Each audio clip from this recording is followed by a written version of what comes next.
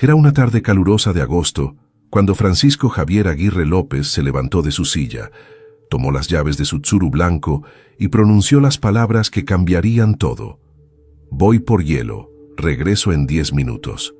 Pero Francisco nunca regresó. En Ciudad Obregón, Sonora, aquel domingo de 2007, se quedó suspendido en el tiempo, como una fotografía borrosa. Una carne asada familiar, risas de niños corriendo por el patio, el aroma de la carne al carbón mezclándose con el aire húmedo que anunciaba tormenta. Todo parecía perfectamente normal, hasta que no lo fue. 18 años después, una cartera enterrada entre escombros rompería el silencio que había envuelto esta desaparición. Una cartera que no debería estar ahí, en un terreno que pertenecía a la familia. Una cartera que contenía secretos que alguien había querido mantener sepultados para siempre. Valeria Aguirre tenía apenas 11 años cuando su padre salió por hielo y nunca volvió. Ahora, convertida en mujer, camina cada fin de semana por ese terreno baldío, buscando respuestas en un lugar que parece guardar más que simple tierra y escombros. Porque a veces, las verdades más dolorosas no están en lo que se dice, sino en lo que se calla. ¿Qué pasó realmente aquel domingo de agosto? ¿Por qué la familia parecía más resignada que preocupada? ¿Y qué secretos enterró el tiempo en ese terreno olvidado? Acompáñanos hasta el final de esta historia, porque en los misterios más profundos ni toda verdad se revela de inmediato. Hola, amigo curioso. Gracias por llegar hasta aquí, porque lo que estás a punto de escuchar no es un simple relato. Es un misterio guardado en el tiempo, una historia que muchos quisieron olvidar, pero que sigue esperando ser descubierta. Te invito a quedarte hasta el final, porque cada detalle puede abrir una puerta a lo desconocido y cambiar tu forma de ver lo que creías seguro. Si este enigma despierta tu interés, apóyanos con un like, suscríbete para no perderte ningún caso nuevo que desentrañamos cada semana y cuéntanos en los comentarios desde dónde nos escuchas y qué misterio te ha dejado más intrigado. Ahora, apaga las luces, respira hondo y adentrémonos juntos en lo oculto. La última vez que alguien vio a Francisco Javier Aguirre López con vida fue un domingo caluroso de agosto de 2007 en Ciudad Obregón, Sonora. Era una tarde común, en casa de su cuñado durante una carne asada familiar. La guayabera blanca que llevaba, el pantalón de mezclilla claro y esos zapatos gastados que hacía semanas no se quitaba, parecían reflejar la normalidad de ese día. Había risas, niños corriendo por el patio de tierra, cervezas frías y un calor pegajoso que anunciaba tormenta.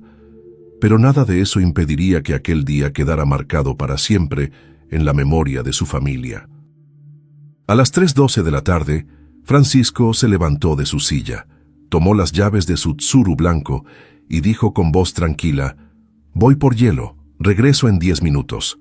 Nadie sospechó que nunca volvería. El silencio que siguió a esa frase no fue inmediato.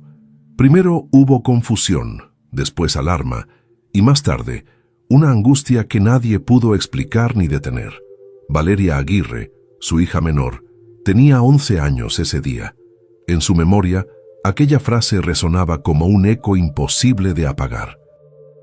Durante años creyó que todo era un malentendido, un error del destino que permitiría a su padre regresar.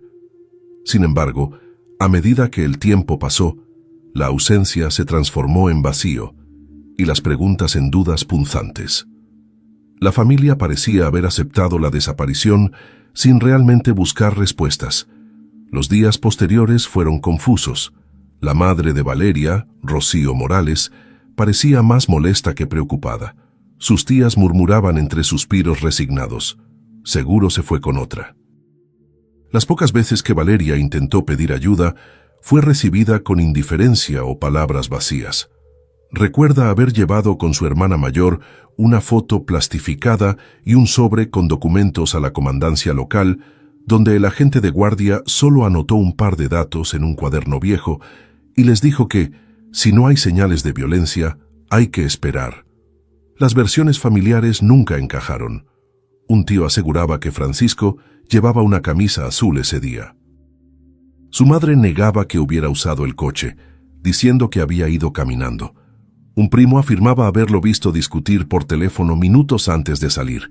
Ninguna de esas historias concordaba del todo. Cuando Valeria preguntaba por qué nadie investigó a fondo, la respuesta era evasiva o un silencio incómodo. Durante años, aquel domingo quedó congelado en el tiempo. No hubo una investigación exhaustiva. No hubo búsqueda activa. Solo un expediente olvidado en un archivo, marcado como caso sin resolver. La sensación de abandono calaba profundo en Valeria, que poco a poco empezó a desconfiar incluso de su propia familia. Y entonces, en marzo de 2025, 18 años después, una cartera apareció enterrada entre escombros en un terreno que pertenecía a la familia de su madre. Dentro había una credencial de elector vencida, una foto antigua de Valeria cuando niña y un recibo de una ferretería fechado un día antes de la desaparición de Francisco. Esa cartera, con una costura deshilachada que Valeria había intentado reparar cuando era niña, reabrió heridas que pensaba cerradas. El terreno donde se halló la cartera era propiedad de su tío Gilberto Morales, un hombre serio, reservado y, curiosamente, la última persona que habló con Francisco antes de que desapareciera. Nadie había considerado esa conexión antes, y ahora todo parecía apuntar a secretos enterrados, no solo bajo tierra, sino en el silencio de una familia que había decidido no mirar atrás. El misterio se profundizaba. Nadie había reportado el coche como robado. Dinero había sido retirado de la cuenta de Francisco durante meses posteriores. En el terreno se había denunciado un olor extraño, y aún así, las autoridades no habían investigado. Valeria comenzó a caminar cada fin de semana por aquel terreno, anotando detalles, entrevistando vecinos, buscando respuestas en un lugar que parecía guardar más que escombros. Su búsqueda era solitaria, llena de sospechas que crecían con cada paso. El silencio que siguió a la frase «vuelvo en 10 minutos» era ahora un grito en el alma de Valeria, un llamado urgente a desenterrar la verdad que todos intentaron ocultar. Y en ese silencio, lo inexplicable no era la desaparición en sí, sino por qué alguien había decidido hacerla permanente. Los días que siguieron a la desaparición de Francisco fueron una mezcla de confusión y apatía. Para Valeria, entonces, una niña de 11 años, la ausencia de su padre era un hueco imposible de llenar. Pero lo que más le dolía no era solo que su padre se hubiera ido, sino que nadie pareciera realmente interesado en encontrarlo. Su madre, Rocío Morales, tenía una actitud que Valeria no lograba entender. No era angustia lo que mostraba, sino molestia. Cada vez que alguien mencionaba la desaparición de Francisco, Rocío desviaba la conversación o simplemente suspiraba con resignación. En las reuniones familiares, las tías susurraban casi en secreto, «seguro se fue con otra». No había preguntas ni planes para buscarlo, solo rumores y silencios. Valeria recuerda que junto con su hermana mayor intentó acudir a la policía local. Llevaron una fotografía plastificada de Francisco y un sobre con documentos personales. Al llegar, fueron recibidas con indiferencia. Un agente de guardia anotó los datos en un cuaderno polvoriento y les dijo con voz monótona, «Si no hay señales de violencia, solo queda esperar». No había promesas de búsqueda, ni investigaciones activas. Era como si el caso no importara. A medida que pasaban las semanas, las versiones dentro de la familia se volvían cada vez más contradictorias. Un tío aseguraba que Francisco llevaba una camisa azul aquella tarde, aunque Valeria estaba segura de que él vestía una guayabera blanca. Su madre decía que él había salido caminando, sin usar el tsuru blanco, mientras que un primo insistía en que lo había visto discutir por teléfono con alguien minutos antes de salir. Ninguna historia concordaba, pero nadie parecía preocupado por aclarar los hechos. Las dudas se convertían en preguntas sin respuesta, y la frustración de Valeria crecía. ¿Por qué nadie investigaba? ¿Por qué la policía no parecía interesada? ¿Y por qué su propia familia parecía esconder algo? Cada vez que intentaba hablar, encontraba evasivas o lágrimas. Los rumores crecían, pero nadie estaba dispuesto a dar la cara. En el barrio, algunos decían que Francisco había tenido problemas con gente peligrosa, otros que había decidido abandonar a su familia sin avisar. Sin embargo, ninguno de esos rumores fue confirmado. Lo único cierto era que, con el paso de los meses, el caso parecía desvanecerse en el olvido. El expediente oficial mostraba pocas acciones, ninguna búsqueda intensiva ni interrogatorios significativos. Solo un par de reportes escritos a mano, fechas borroneadas y una etiqueta que decía «caso cerrado por falta de pruebas». Para Valeria, aquello era una traición. Mientras tanto, la vida continuaba, aunque nada era igual sin su padre. Las preguntas seguían en su mente, pero con el tiempo se aprendió a callar. No había respuestas, y parecía que nadie quería buscarlas.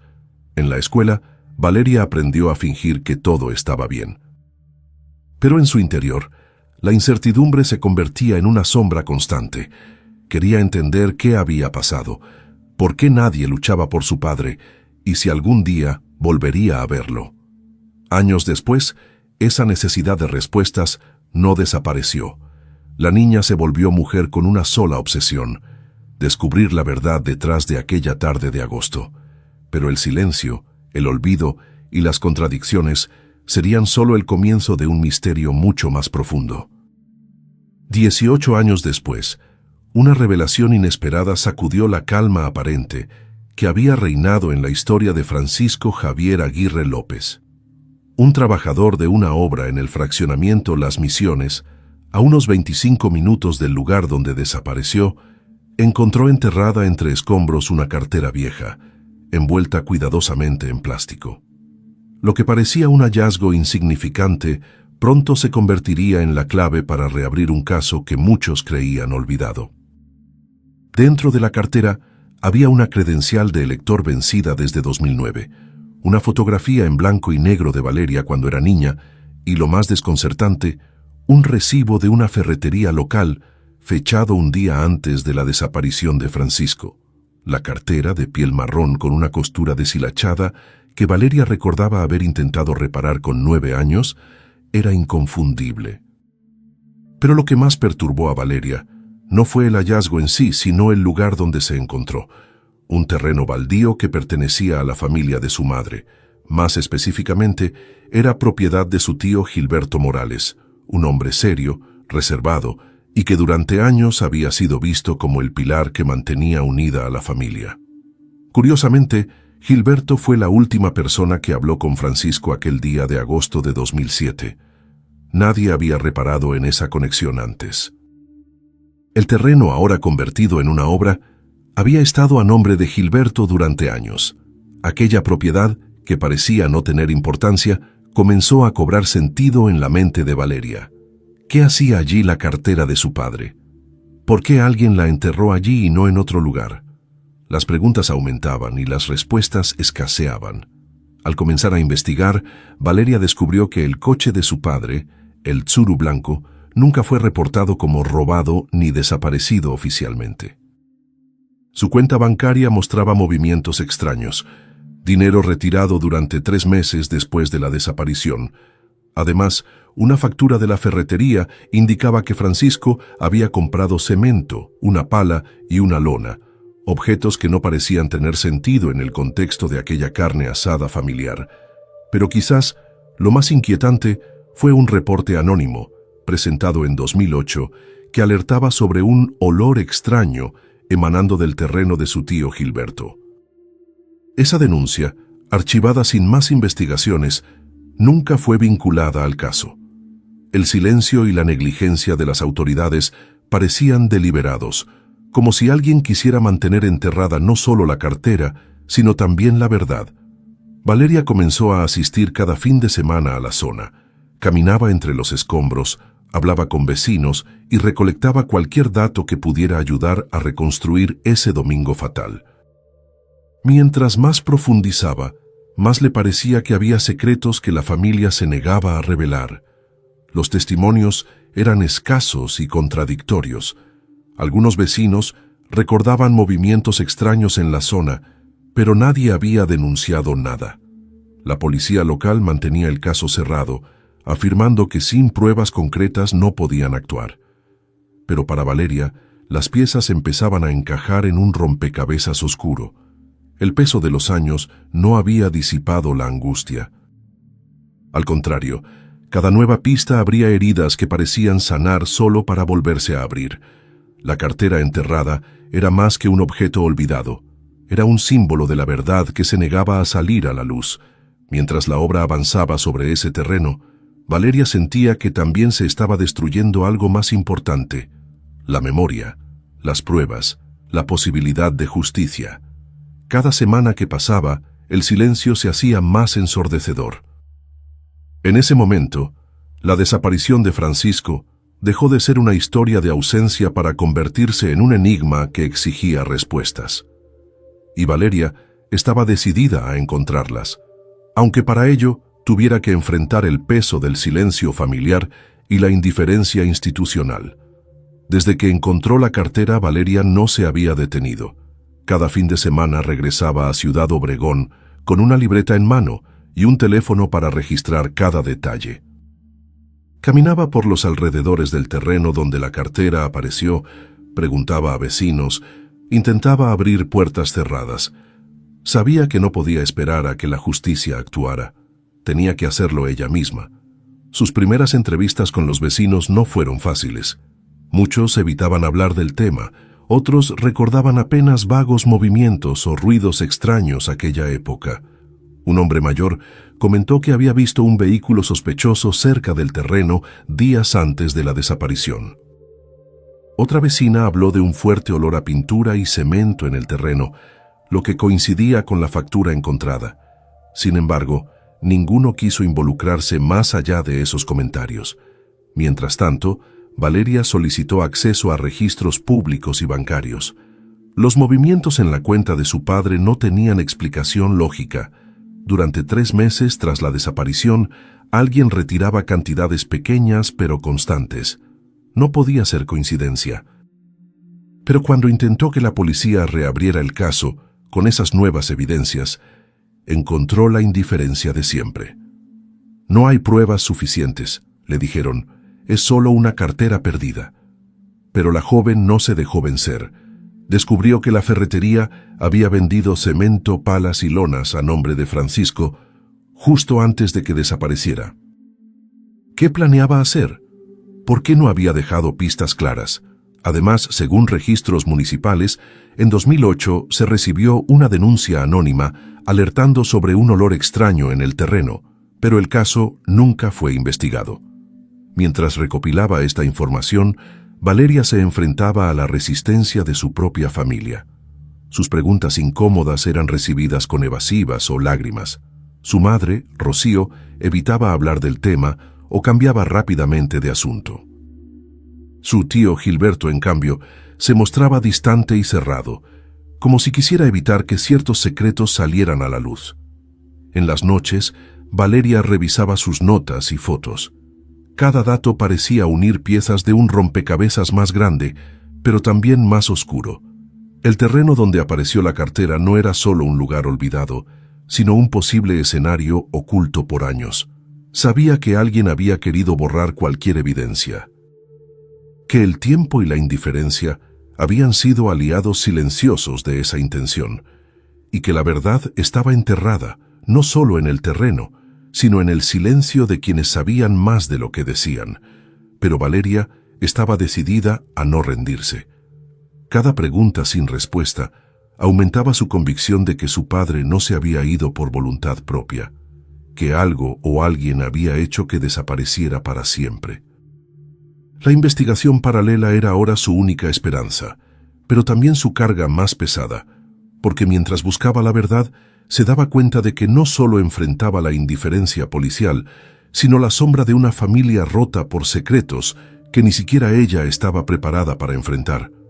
Con el paso de los meses, la investigación personal de Valeria no solo abrió viejas heridas, sino que también tensó los lazos familiares que creía inquebrantables.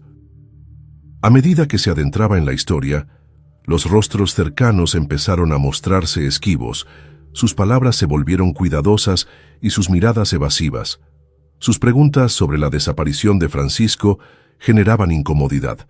Rocío, su madre, evitaba responder o respondía con lágrimas y cambios abruptos de tema. La rigidez de su tío Gilberto se hacía más evidente. Nunca aceptaba encontrarse con Valeria sin la presencia de otros familiares. Las reuniones familiares, antes cálidas y llenas de risas, ahora estaban teñidas de silencios incómodos y miradas que esquivaban la verdad.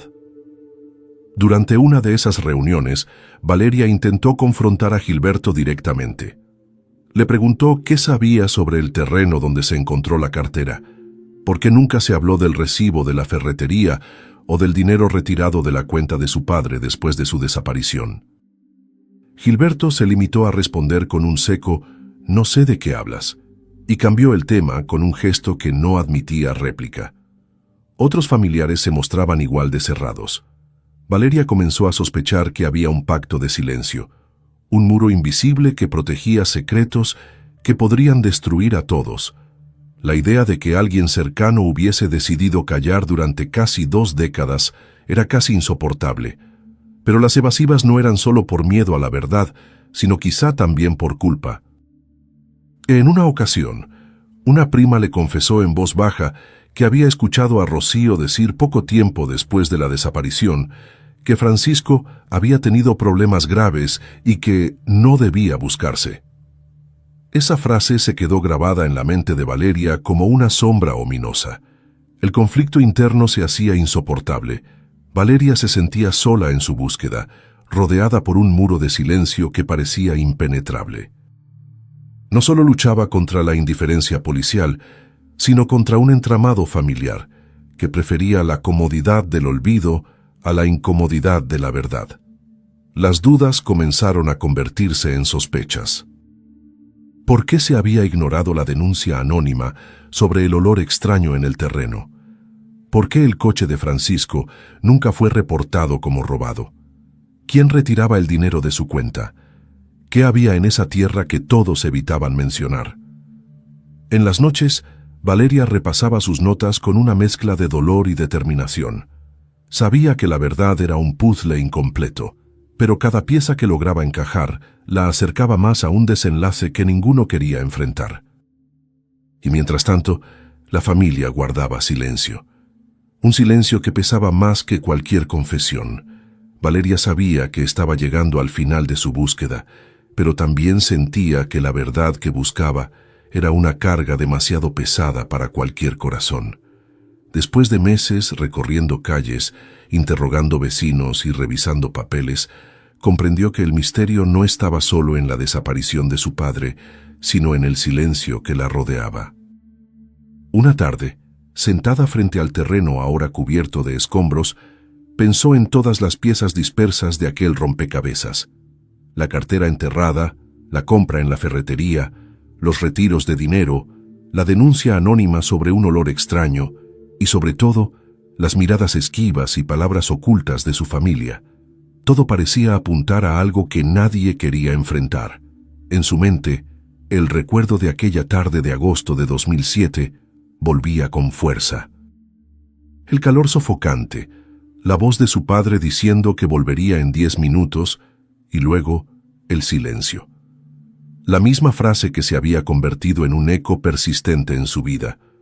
Consciente de que no podía seguir esperando respuestas externas, Valeria decidió enfrentar a su madre una vez más. Esta vez, con la firmeza que solo da el dolor y la necesidad de verdad, le preguntó directamente sobre el terreno, sobre Gilberto y sobre los movimientos de dinero. Rocío, después de un largo silencio, rompió en llanto y admitió que durante años habían intentado proteger a Valeria de una verdad que creían demasiado cruel. Lo que Rocío confesó fue un secreto guardado con miedo y vergüenza. Aquella noche, Francisco había tenido un accidente en el terreno. La discusión por teléfono minutos antes de salir no fue casualidad, sino una pelea con su propio hermano, Gilberto. Según Rocío, Gilberto había estado desesperado por ocultar algo que podría destruir a la familia. En medio del altercado, Francisco sufrió una caída grave y murió casi al instante. Temiendo el escándalo y la posible pérdida de reputación, la familia decidió ocultar el incidente y enterrar el cuerpo en el terreno junto con cualquier evidencia. Esa confesión arrojó una luz brutal sobre el misterio que Valeria había intentado resolver durante años. La desaparición no fue voluntaria ni accidental fuera de control, sino el resultado de un secreto familiar que había sepultado no solo a Francisco, sino también la verdad. Al escuchar esto, Valeria sintió un vacío inmenso, pero también un extraño alivio. La historia que creía incompleta tenía un cierre oscuro, pero al menos ahora era real y tangible. A pesar del dolor, decidió que no podía permitir que el silencio y la mentira continuaran. Presentó la confesión de su madre a las autoridades, que finalmente reabrieron la investigación. La obra en el terreno fue suspendida y comenzaron las búsquedas formales. Sin embargo, el impacto para Valeria fue más profundo que cualquier procedimiento legal. La verdad que tanto buscó le mostró que el misterio más grande no estaba en la desaparición, sino en lo que una familia es capaz de ocultar para protegerse.